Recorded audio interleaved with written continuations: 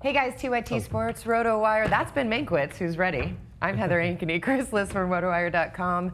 Last night's game, Philly-Indy. Anybody surprised? No, that's exactly how I thought it would go. Yeah, but you know that there's a flaw in your logic because Indy should have won that game, and a combination of one terrible call that affected possession, followed by a very bad horse collar call that could have affected that drive. Although I think we were at the point of the game where everybody was scoring, unless you did one incredibly stupid thing, which was get the ball with enough time to win the game and hand the ball to Trent Richardson twice. So in a sense, you're right about that because that was a coaching choice that cost the Colts a game. Right, but the game would have been different but for that penalty, but for those bad calls, and maybe the Colts would have put it away. Yeah, they almost certainly end up with a field goal. They're up 30-20, they probably win. But I chuck all the referee stuff up unless it's like the last play of the game that decided the entire game, and drop passes and little inch by inch things as just variance that happens in a game.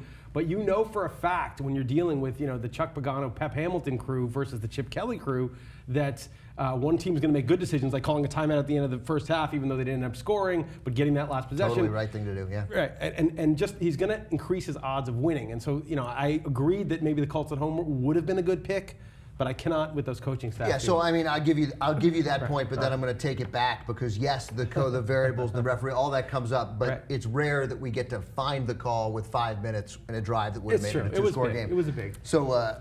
Yeah, so yes, I was surprised just because that game was controlled by the Colts. It just felt like a Colts win the whole time, and then it was gone. So from a fantasy perspective, you tweeted last night, which I thought was hilarious, Sproles, SPPROLES, because that guy crushed it for you if you had him, if you restarted him. Yeah, in any league he crushed it, but PPR even more so, and that's what he's always been a specialist as. And the problem is that in New Orleans he didn't do anything last year. He had a bad year. He's 31 years old, and you think he might be done. And you think he might be done, but then in this system, he's kind of like McCoy. I mean, I love McCoy, but it's kind of 1 and 1A almost. It's you look at the game, and it's not like McCoy. He's not a backup. He's kind of a co-starter. Well, that's the thing. Is he taking anything away from McCoy? Should McCoy owners be worried?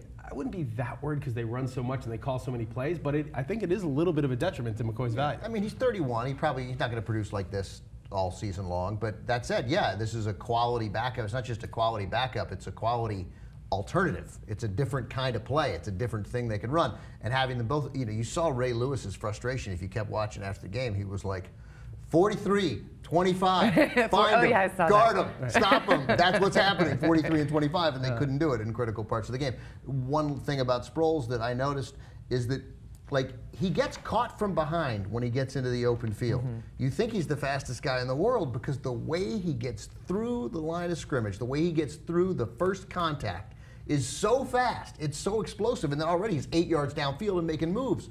You think he's going to, so he's not one of the fastest guys in the league, but he is so quick through the line, and it's not untrue of McCoy also. I feel like 60 in like 4 seconds, and then he doesn't have necessarily the long speed as much. But in the NFL, how often are you running a 40-yard dash? Yeah, that's right. I also feel like Sproles was built for the Chip Kelly offense. Like he's a perfect fit for Philadelphia, more so than he was under Sean Payton. Well, Jason, Chip Kelly was stoked. He's a human being. Human beings aren't built. Okay, remember that. Chip Kelly said in his post-game press conference that he was so excited when he even had the opportunity to get Sproles. So well, he knew. I think he's going to be involved a lot. And Nick Foles is going to be a monster this year because what's going to happen is all these plays. First of all, he gets a lot of credit when he dumps it off 2 yards, and then they run 80 yards after the catch.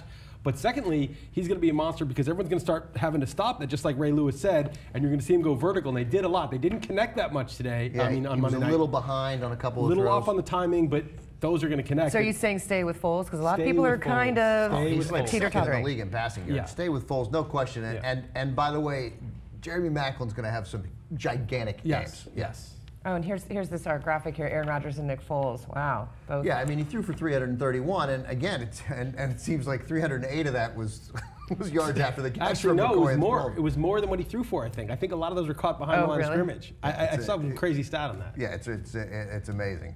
And then, so put that stat up one more time. So what got me, and from a fantasy perspective, from those 100-yard rushers, is I have Shane Vereen in a couple of leagues, and Vereen played well and effectively in week 1, and it seemed like the Patriots had made this call.